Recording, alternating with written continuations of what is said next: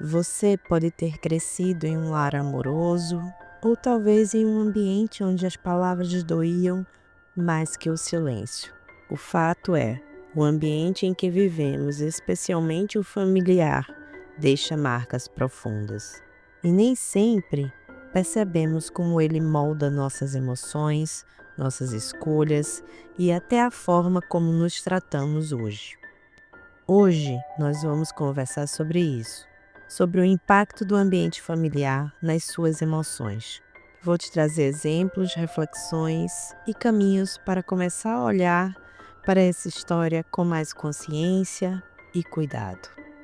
Para olhar para o ambiente familiar que vai muito além das paredes da casa.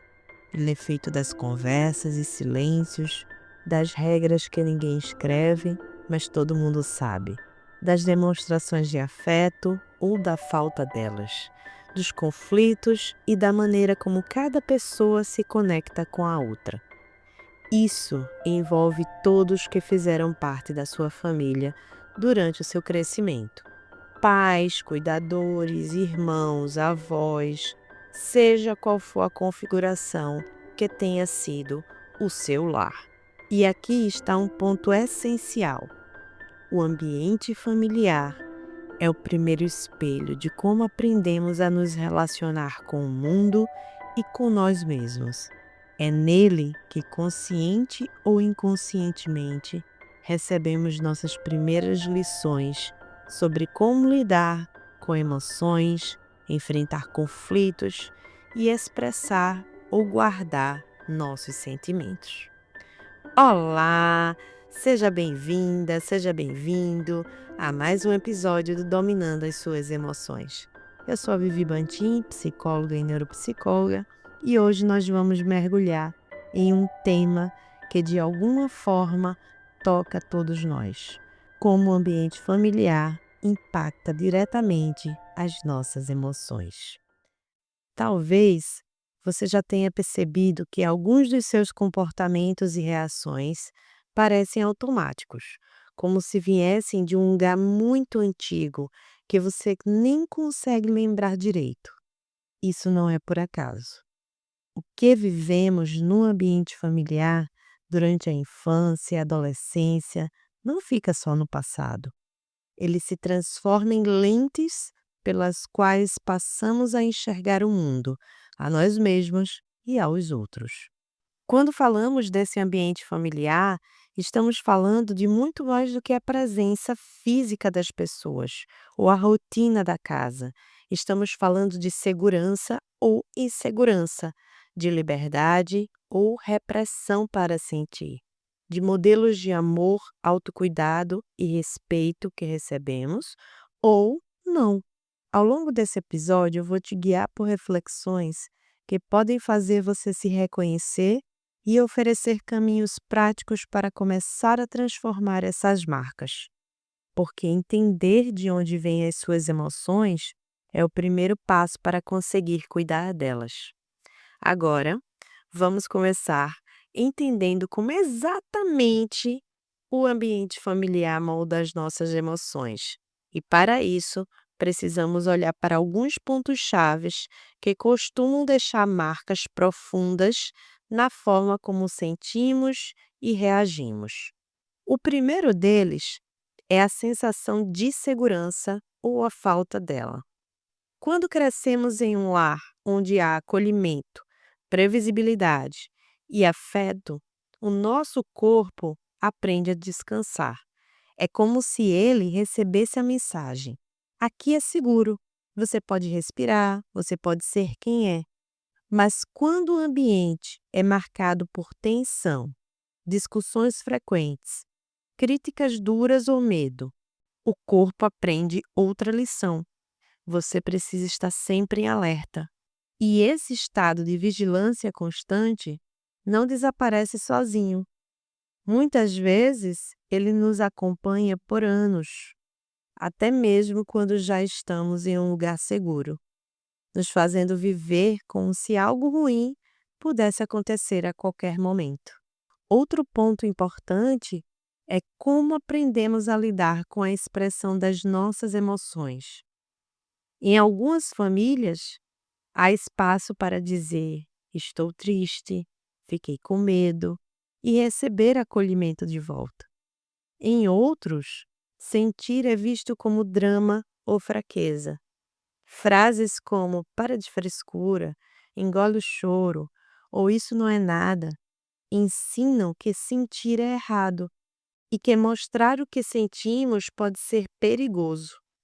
Com o tempo, a criança aprende a esconder suas emoções, não só dos outros, mas até dela mesma.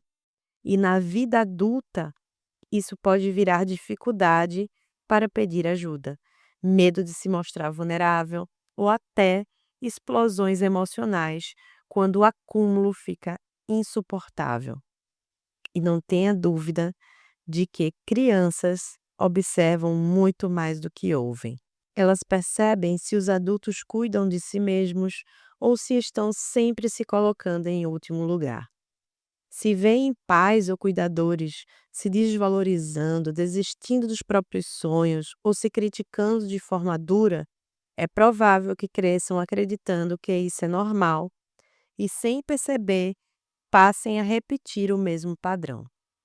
Da mesma forma, quando presenciam exemplos de respeito próprio, amor próprio e cuidado com o corpo e a mente, aprendem que também merecem esse tipo de atenção. O ambiente familiar é, portanto, uma verdadeira escola emocional.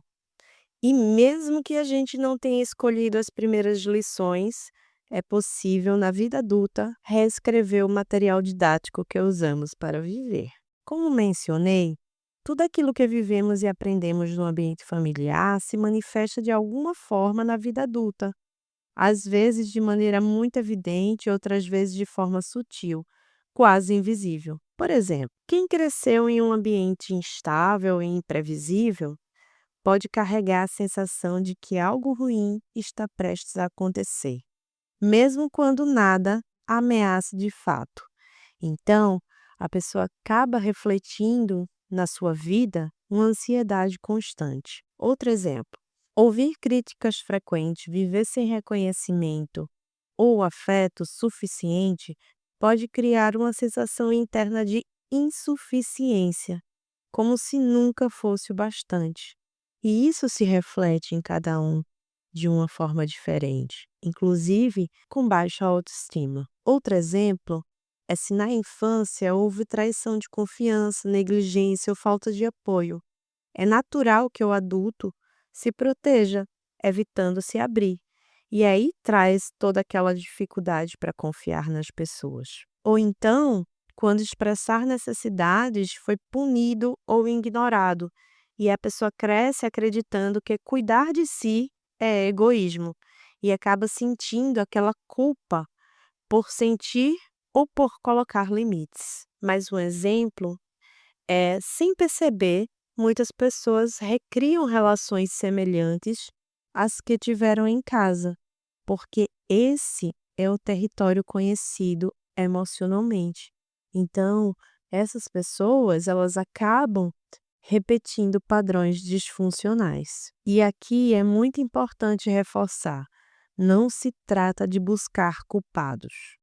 Muitos pais e cuidadores fizeram o melhor que podiam com as ferramentas que tinham e muitas vezes repetiram o que aprenderam. Então, muito do que viveram já vem de padrões disfuncionais. O ponto central é compreender essas raízes para, a partir desse entendimento, criar novos caminhos e quebrar ciclos que não fazem mais sentido para a sua vida. E aqui é muito importante reforçar: não se trata de buscar culpados.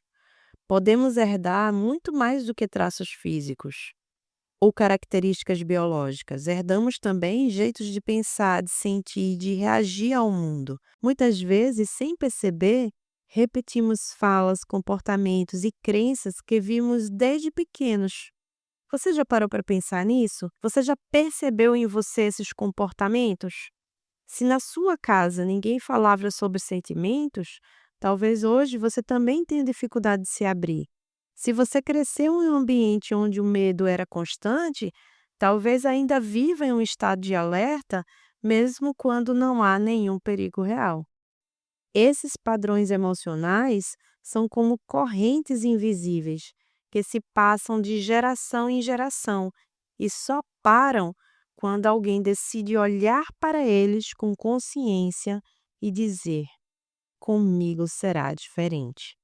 Romper esse ciclo não significa rejeitar ou desrespeitar a sua família. Pelo contrário, é uma forma profunda de honrar sua história, escolhendo não deixar que as dores do passado se tornem uma herança para quem vem depois. Porque às vezes, o maior ato de amor pela sua família é exatamente não repetir a história dela. Muitos pais e cuidadores fizeram o melhor que podiam com as ferramentas que tinham e muitas vezes repetiram o que aprenderam, esses padrões disfuncionais que acabamos de falar. E o primeiro passo para essa transformação é a consciência. Comece observando de onde vêm aqueles sentimentos e reações que parecem maiores do que a situação merece ou difíceis de controlar. Preste atenção aos seus gatilhos, aquelas situações que despertam emoções intensas, às vezes até exageradas, para o momento. Reconhecer que essas respostas emocionais têm raízes na sua história é fundamental para poder cuidar delas com gentileza e respeito. Dar nome às emoções que sentimos é um gesto poderoso. Quando conseguimos identificar que estamos com medo, tristeza, raiva ou ansiedade, criamos uma distância saudável entre nós e o turbilhão emocional. Essa distância nos permite olhar para o que está acontecendo com mais clareza, sem sermos engolidos pelas emoções. Mesmo que você não tenha recebido muito afeto ou cuidado na infância, saiba que é possível aprender a dar e receber amor agora, no presente. Então, busque construir relações e ambientes onde você se sinta segura, seguro e acolhida, acolhido. Pode ser um amigo, um grupo, a terapia ou qualquer espaço onde você seja respeitada, respeitado e valorizada. Você merece e é capaz de experimentar uma nova forma de se relacionar com você mesma e com os outros. E claro, a terapia é um espaço essencial para acolher, entender e trabalhar essas emoções de forma segura e acompanhada. Romper esses padrões emocionais que carregamos não acontece do dia para a noite, mas é totalmente possível. Significa entender que você não precisa agir no automático, repetindo o que aprendeu lá atrás. Pequenas mudanças dia após dia na forma como você se relaciona consigo e cuida de si já começam a quebrar essa corrente emocional. É um processo de liberdade e amor próprio, onde cada passo, por menor que pareça, tem um valor enorme. Transformar o impacto do ambiente familiar é uma jornada que exige coragem e cuidado. E eu quero que você saiba, você não está sozinha, sozinho nessa caminhada. Chegamos ao fim deste episódio e quero deixar uma mensagem importante para você. Talvez o ambiente onde você cresceu ainda viva dentro de você, nas emoções, nas reações, nas escolhas. Mas saiba que isso não é uma sentença. Você não precisa apagar a sua história para criar uma nova.